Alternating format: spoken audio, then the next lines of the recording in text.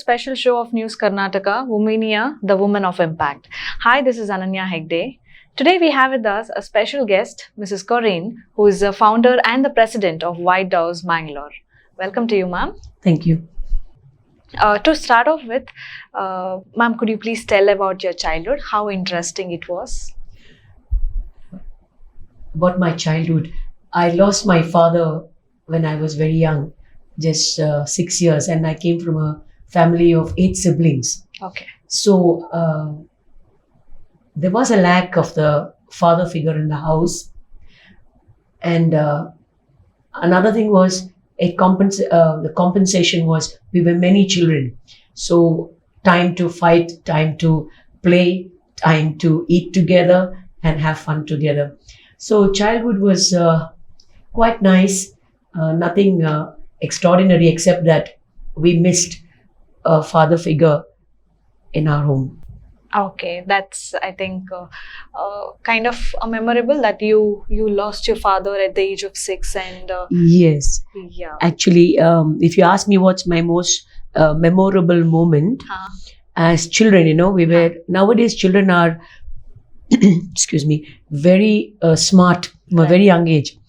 I think my time, we were more innocent, did not know anything. Right. So when we lost our father, our father was only 41 and we were 8 siblings, 1 year difference among all of us. Okay. So my younger brother who was 5 and I was 6, a whole lot of people who started, my father was from a well-known family and he died young too. People were pouring into the house. And we thought it's a big occasion that's happening. So we were out near the gate, nobody to mind us that day. So we could reach near the gate and even to the road and tell people, I still remember we were telling everybody, my daddy died. We thought it was a big occasion. But now when I think, how innocent we were to announce with joy that our daddy died. Right. I get it. Yeah. So how was Corrine as a student? As a student? Yeah. You should ask others, not me, because they will tell you rightfully that they don't believe I'm the same Corrine. I was a very, very naughty girl. Okay. I told you I came from a family of 8 siblings. Right. So a lot of energy to put out.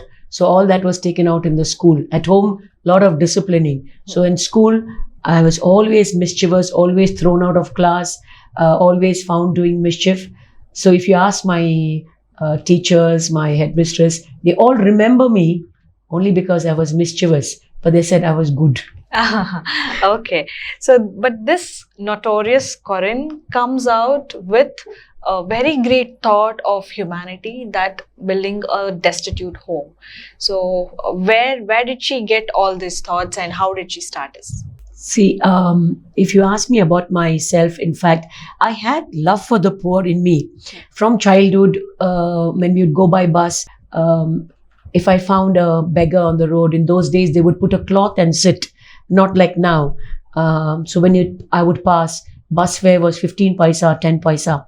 I would put it there and I would walk.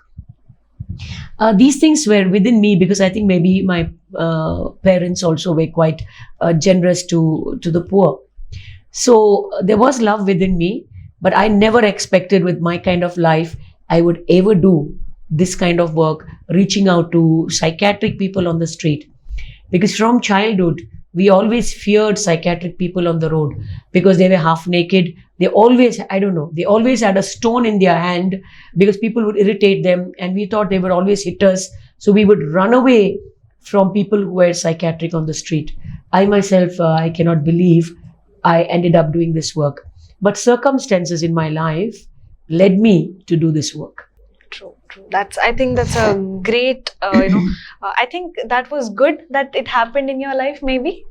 Yes. If you want to know, to tell you short about myself, I got married at in 1989 to a man that I was in love with for 13 years. All right. And after marriage, I had complications, health issues. I could not have children biologically. I lost my ovary, the functions of my fallopian tubes. I went in for 5 years for artificial insemination. I went in for a test tube baby. I tried everything that the world could give.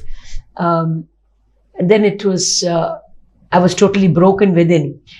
So I attended a retreat where I was listening to Word of God, and I heard, what does it profit a man to gain the whole world and lose his soul? And that was a turning point in my life. I was doing everything. I was a singer, musician, putting up shows in the clubs, organizing the dances and things like that. I was a very worldly person. And I realized, what is my life after all? Whatever talent God gave me, I used for my glory. That was my turning point. I thought I should turn and do something good. The moment I turned and started visiting Wenlock, Lady Caution, using my singing to raise money with like-minded people, miraculously, I had conceived and God blessed me with a daughter. Wow. So that was the reason for me to start reaching out to people, because my Bible teaches me that how can you say you love God whom you cannot see if you cannot love your neighbor whom you can see? So I want to show God that I'm grateful. I love him by loving the neighbor for what he has done in my life, for blessing me with the gift of a child. That's how I started this work. Wow, wonderful thought, ma'am. Definitely. Now that you are the founder and the president of whitedevoes Mangalore, so what does it do, ma'am, now? Basically, I told you when I started going to Wenlock, Lady Caution, and also the streets, we saw a lot of people lying in the streets, in dustbins, girls abused, raped, pregnant on the road. And all these things moved me, saying that I should make a difference in their life. So we opened a home in the late 90s. And we started reaching out to these people on the street, irrespective of their caste, their religion, or the condition that they are in. They would be with maggots, matted hair. We'd pick them up, bring them to the home. And actually, a lady was very generous to give her home for us to use. Seeing that another friend gave us his home. So we had two homes, one for men, one for women, where we could rehabilitate over almost 1,000 now from our streets. Wow, that's really great, ma'am. I think now this is a age where nobody cares about others. You know, this is my family and I have to take care of my family. But you're taking care of the whole, Mangalore, maybe the people who are on streets. You're taking them for your destitute homes, and that's so good of you. Great. No, the basic thing is today's people are not exposed to this kind of a life. Right. And there is a amount of selfishness. I have earned this money. I have a right to enjoy. We don't realize that we have to give a part of our wealth for the poor, for charity, because everything is not ours. If God has given us, it is to share with others. I feel today colleges and schools have started bringing their students to homes like ours and many others. That gives them an insight. Oh, there are people like this also, and we need to share. Right. Correct. Yes. I would like to share an example of a young boy who comes from a poor background. He's from Shimoga. Wouldn't want to mention his name. He recently happened to needed an accommodation because he was poor, studying in Aloysius, and then we accommodated him. And within hardly 2 weeks, he's doing his BCom and CA. The boy is brilliant. He got 98%, and also he came second in 13 batches. And he got his hostel seat free. He came yesterday to tell me, ma'am, I've got a hostel seat free. Can I move to a hostel because my classes start at 6 in the morning? So I said, yes, by all means. And I'm so happy. He's so brilliant. But what touched me was, he said, I will be given a small job also over there, maybe in the Xerox place or in the chapel to compensate for his free seat probably. And he told me, ma'am, can I give that money here? Which really touched me because he hardly stayed 2 weeks. And I said, you're a student? Yes, you give a small portion because you should give. And the rest you keep it. You're a student, you would need it for your future.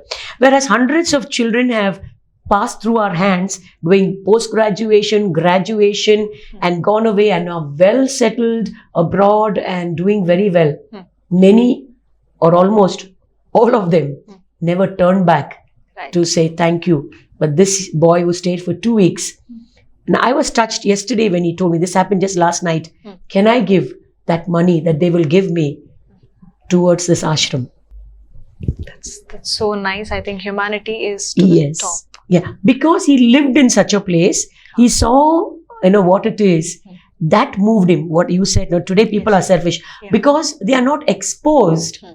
to this life. Today, 1 and 2 children, everybody is comfortable. They want to give their children the best.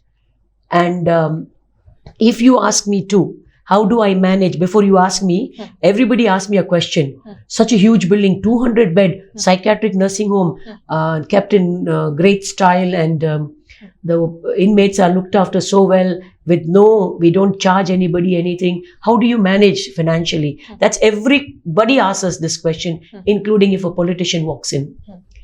I want to tell you, if you want to do good, the money will come in. You just have to have a good heart to do it.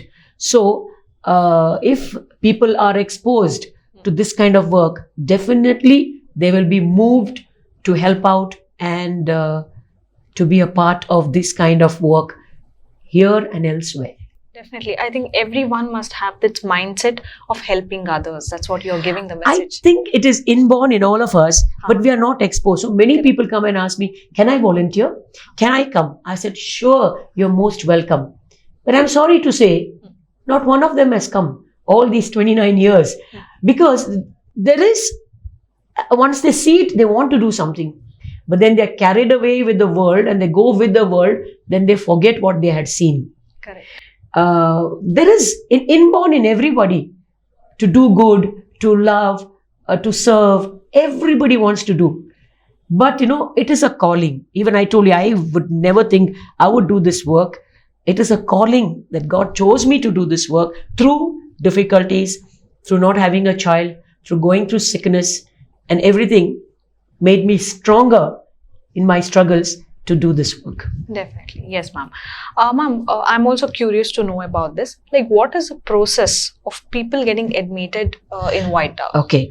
The inmates over there are not from, mostly none of them are from Mangalore. Okay.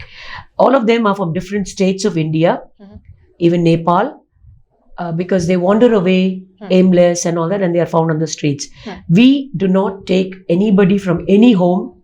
However difficult it is, many people approach us saying, Tumba kashta ide, please ma'am, one person. I said, for you it's one person. For us it is, we already have 143 presently. So I encourage the family people to look after their own members, however difficult it is. For us, the criteria is, people call us, public call us, police call us. We ourselves find people on the streets. The person has to be totally destitute and on the street. And then any condition, we will pick them up. Okay. Ma'am, also very curious to know, how was the condition then and now? Are you finding a lot of destitutes right now, at maybe in and around Mangalore, or what exactly? Not really. Now it's come down quite a bit. There is season for that, monsoon season is the time we get maximum people on the street. I don't know what connection it has. Monsoon season we get a lot, and otherwise it triggers the up and down, trails up and down. Sometimes for a month we will get 5, 6. Sometimes we will get just 1 a month or 2. Depends on when they have landed on the streets of Mangalore. Okay, that's nice. Yeah, ma'am. Amidst of all this, you have won the battle of cancer. So how did it happen, and what happened at that stage or the phase of your life? See, when I was very much in the world, I didn't face any kind of battle like this. I want to tell people as a message as well, that when you want to do some good, difficulties, trials, testing will come your way. True. I am still carrying on challenges in my life, but I boldly face them. Of course, I'm human. I am down a little while, but then next moment I think, no, God has given me so much. I cannot go down. I should be reaching out to others. True. Yes, I battled 3rd stage breast cancer as well as acute hepatitis B. I was on my deathbed in 2010, given up for dead because my liver died completely. But I said the prayers of these people, that's why I said when you do some good, they will cry and pray for you. They cried and prayed for me. God heard their prayer. Miraculously, though I was in a coma for 8 days, I came out of the coma and I was in total remission for over 12 years. And I was healed of hepatitis B, which is a huge miracle. Now another challenge comes my way. Presently, I am battling 4th stage bone cancer. And these challenges keep coming our way.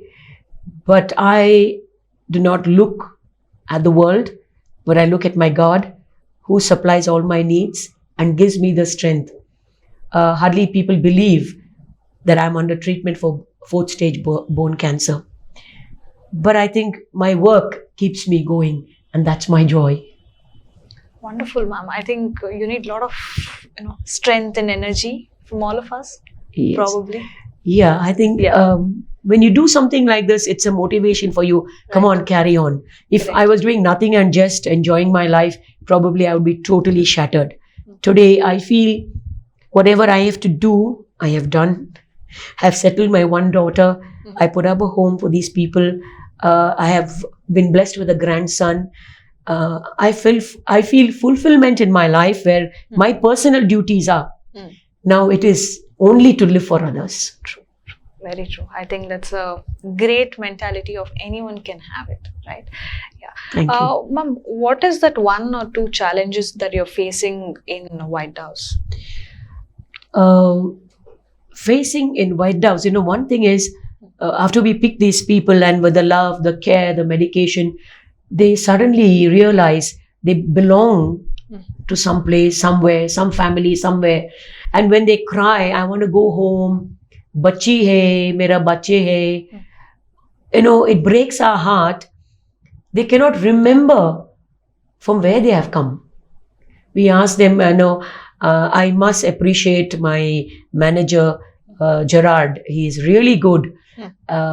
He somehow is inspired to keep talking to them. It takes 14 years, 12 years, 10 years, 4 years in the present case. September 10th and September 6th, we are uniting 2 people, one to Madhya Pradesh, one to UP, after 4 years and 4.5 years.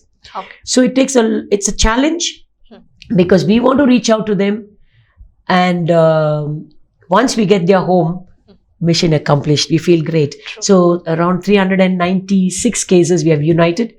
397, 398 is ready to take off September next week. Wow, that's hats off, ma'am. I think you need a lot of patience and for us it is teamwork. Correct. It's not just me. Correct. Each one of us are branched out in our own way. The staff, the secretary, Jerome Coelho, my husband, we are branched out. We are 3 of us in the trust, but we work together in different capacities and different work. So, and our manager, staff. So there is a perfect coordination to carry on this work. Definitely. Yes, ma'am. Ma'am, apart from all this, you are also a singer as well as, a song lyrics writer, I can say. How did it start? Like your love towards lyrics writing? Lyrics writing. That came naturally, I must say, but I come from a musical family. Okay. All my siblings play instruments, we sing. My mother, in her years, we used to sing on the radio, and she came from a musical family. So all of us are inclined to music. Writing lyrics came only quite recent, maybe with my battle with cancer, 12, 13 years ago, that according to my thinking, I would write out some lyrics and put the tune. Tune comes in easily. True. So, it is inborn in us. Right, that's nice.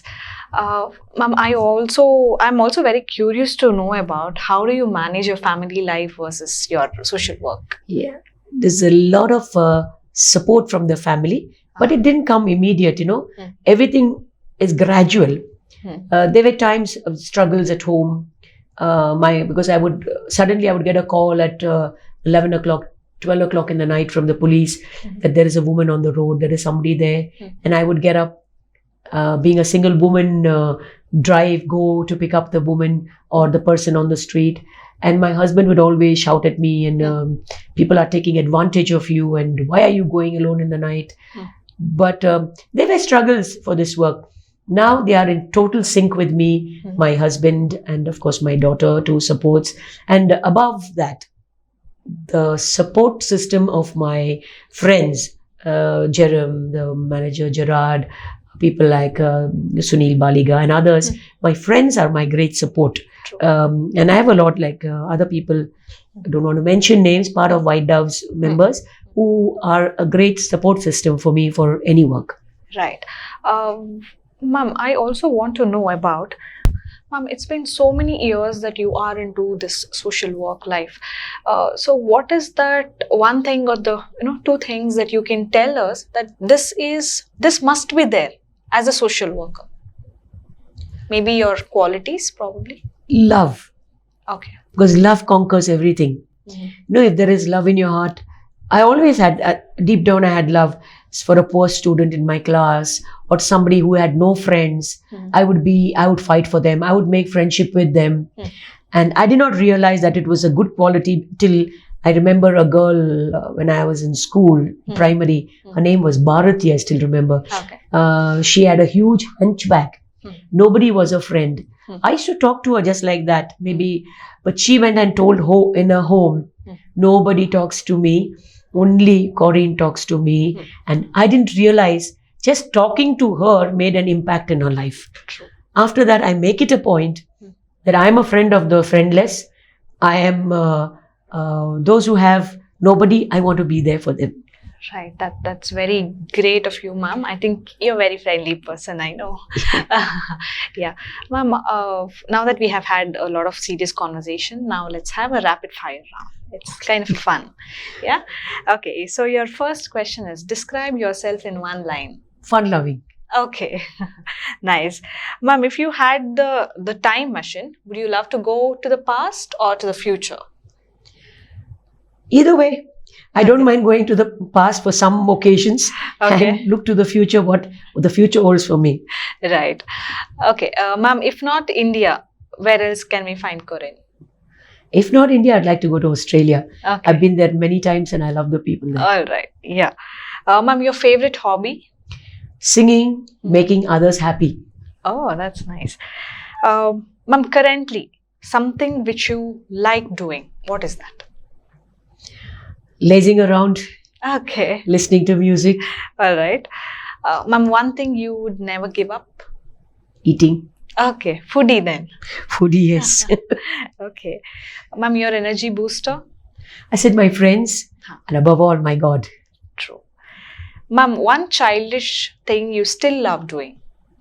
Playing Lagori. Okay. And all those games of my past, Maramanga, which nobody plays now. Yeah. I love playing Maramanga.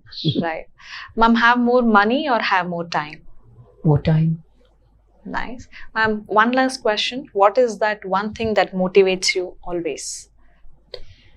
Love for my God. Okay. Ma'am, what are you feeling about your life right at this moment? I feel I have run the race well. I feel I've completed my life, whatever I had to do. I'm just looking for new avenues. What else can I do? That's right. Ma'am, one last message if you could give to our viewers of News Karnataka, and how do you want to contribute to the society further? See, I feel today we see everything in a mess. Everybody's grumbling. But I feel, each one of us can reach out to one another.